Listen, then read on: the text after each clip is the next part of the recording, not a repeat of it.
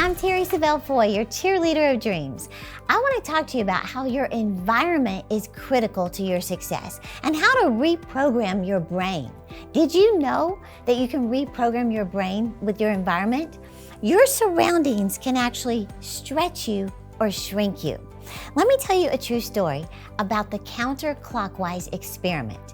So Ellen Langer did an experiment with 8 elderly men in their 70s by taking them to this residential retreat that was set up to recreate the environment of 1959. This was in 1979, okay? So her question was, if we turn the clock back psychologically, can we also do it physically? So the moment they arrived, they had to carry their own heavy suitcases in. This was intentional. Not having younger, stronger people present to help unload things actually set a precedent for the entire retreat. The men couldn't take a defeatist attitude or else their suitcases would be left in the van. So they walked into the retreat that looked like a time machine. They spent the entire week there in 1959, speaking in the present tense about the past, while truly living, believing, and behaving as though the clock had been turned back 2 decades. They said they didn't simply remember what life was like in 1959, they lived it. They listened to songs on a 1950s radio. They watched Ed Sullivan on a black and white TV. They discussed current events, watched movies, flipped through magazines. They even dressed like it was 2 decades prior. Well, there weren't any mirrors in the house to disrupt this illusion. The only reminders of these men of their appearance was they had portraits that they brought from 20 years ago. So outside that residence, it was still 1979, but inside, these 8 elderly men became young again. Listen to this. By the end of the week, they showed stunning substantial improvements in their flexibility, their memory, their hearing, their posture, and just their general well-being. They even looked younger to the outside observers who were shown photos of them before and after the experiment. This is crazy, isn't it? So what happened was they were immersed in an environment that created such a different mindset that by the end of the week, tests showed massive improvements that shifted their states of mind and altered their well-being. So what I'm saying is your environment can stretch you or shrink you. So if you want to reprogram your brain to get what you really want, decorate your environment with where you want your life to go. See, God is the one who came up with this principle that your environment matters. Remember the story of Abraham where he told him, you're going to be the father of many nations. And he told him to come outside and count the stars. Abraham couldn't count the stars, but he said, well, that's how many descendants you're going to have. Then he told him, count the sand. Abraham couldn't count the sand. He said, but that's how many descendants you're going to have. He was endeavoring to surround him with vision. Think about it. Abraham lived out in the desert. What was he surrounded by all night long? Stars. What was he surrounded by all day long? Sand. Well, he became what he beheld. You become what you behold. You should type that in the comments. You become what you behold. See, God was endeavoring to get that image so deeply rooted in Abraham by surrounding him with vision. See, most people only frame their past, like the wedding from 1991, the high school graduation, the family vacation from 2006. Well, I want you to know that what's in front of you is far more important than what's behind you. I'm saying to decorate your environment with where you want to go, not just where you've been. Frame your future, not just your past. See, if all you ever surround yourself with is the past, what are you destined to think about? Your past. And see, your life moves in the direction of your most dominant thoughts. So if you think about the past, you'll live in the past. Well, God wants you to give attention to where you want your life to go. In fact, Michael Hyatt says, you're either designing your life or you're drifting in life. He said, if you don't start planning what you want, you'll just drift in life. And nobody who ever drifted in life ended up at a destination they would have chosen. Now, before I go on, you know my passion is to teach as many people as possible how to get a vision for their lives. And the best way I've learned how to really teach you to discover your vision, to achieve your dreams, is through my courses. But many people, can't afford the courses that are anywhere from $97 to $19.97. Well, I had it in my heart a while back to offer my online vision board course that people buy every day for $97 for only $8 to anyone and everyone who is ready to shift your environment for success.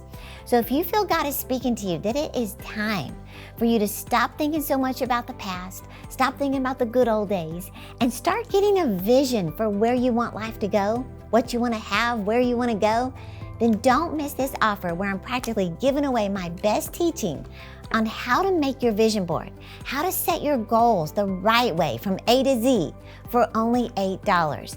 And you're gonna get 6 coaching videos with me. You're gonna get my ebook, Dream It, Pen It, Live It, How to Make Vision Boards Work for You, and the e-workbook for only $8. Does that sound good? Okay, all you need to do to get started is click the link in the description and you are on your way to living your dreams. You know, when you really think about it, it's amazing how as kids, we naturally decorate our walls with vision. Posters, you know, things we love, people we love, our crushes. In fact, I heard where Katie Holmes, way back in 2004, she told 17 magazine that she used to think one day she would marry Tom Cruise. She grew up with pictures of him on her wall. Well, Katie's dream came true when they got married in 2006. I heard another story about Kelly Preston. She said she was 16 years old walking out of a movie theater and she saw a poster of John Travolta from the movie Grease. She said, I just knew I am gonna marry that man. So she put posters of him on her bedroom wall. They got married in 1991. Well, I heard a story about Amy Schumer. She said when she was a kid, she posed with a globe, pretending that she was nominated for an award. Well, in 2016, she won a Golden Globe. Well, I think about me. When I was growing up, I had pictures of the Dallas Cowboys cheerleaders on my closet door. Well, here I am today ministering to the Dallas Cowboys cheerleaders. Well, Albert Einstein is the one who said, your imagination is everything. He said it's simply a preview of life's coming attractions. Well, God said in Habakkuk 2:2, write what you see. Write it out in big block letters so it can be read on the run. So what do you see in your imagination? You know, years ago, I started writing what I saw in here. In fact, one time I wrote down, I said, well, I was just letting my imagination run wild and putting my biggest desires on my vision board. Well, one of them was to share the stage with some of my heroes. Now, this one is actually kind of funny, but I was out of town speaking at a conference and we had just moved into our new offices in Rockwall, Texas. Well, my assistant Donna was unpacking my office while I was gone and she came across my vision board and she was trying to put it all together and she called me while I'm on the road to see if there was anything else I wanted to add to it. So I said, yes, can you put Les Brown on my vision board? She said, what? She's from London. What? I said, Les Brown. Can you put Les Brown on my vision board? She says, Terry, I don't understand. I said, Les Brown. She goes, do you mean more pink? I said, what? Well, then I started cracking up. I said, Les Brown, more pink? I said, Donna, his name is Les Brown. I said, he's one of the greatest motivational speakers in the world. We laugh about that now. Well, she put Les Brown on the vision board because I was just letting my imagination run wild. How could I, a little woman who was just starting her ministry, one day speak with the legendary, greatest motivator of all time, Les Brown? But I put it on the vision board anyway. Well, here I am hosting the one and only Les Brown at my annual Success Conference in Rockwall, Texas. I shared the stage with my hero. What am I saying? You become what you behold. Another one, I remember writing on my vision board that I wanted to make an impact in young women rescued from human trafficking. I wanted to help them make their dreams bigger than their memories. I wasn't even sure how to do that or where to start, but I wrote the vision anyway. Not long after this, I was invited to speak at a conference in Dallas. And the host said to me later, she said, hey, I work with a local safe house where girls have just been rescued from human trafficking. She said, would you ever want to go with me sometime and just minister to these girls? I was like, what? I would be honored to. Next thing you know, I'm sitting at the kitchen table teaching these precious girls how to dream, how to get a vision for their lives. Now they're making their own vision boards with dreams like getting their teeth fixed from being knocked out, getting their GED, getting their kids back, finding a good job. Now I invest the entire vision board course into safe houses across America. Is that a coincidence?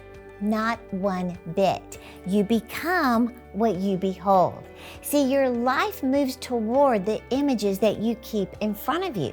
That's why you have to put your vision board in a place that you're going to look at it consistently. Your environment can stretch you or shrink you. Here's another one. I put a pin of Moscow on my vision board. Well, I don't know anybody in Russia. I was at a conference one day and I wasn't speaking at it, I'm just attending, and I'm walking out and this lady walks up to me and she said, "Terry, I don't know if you would ever do this because it's really far." She said, "But would you ever consider speaking at my women's conference in Moscow?" Here I am in Moscow, Russia, speaking on International Women's Day. That is not coincidental. That's the law of vision. We move towards what we consistently see. You become what you behold. I want you to get that ingrained. It's vital that you decorate your environment with vision. See, your mind, here's your mind. It has the miraculous ability of achieving what you think about the most. Joyce Meyer says it like this: where the mind goes, the man follows. So we move in the direction of our most dominant thoughts. So make sure what you're thinking about is what you want bringing about in your life.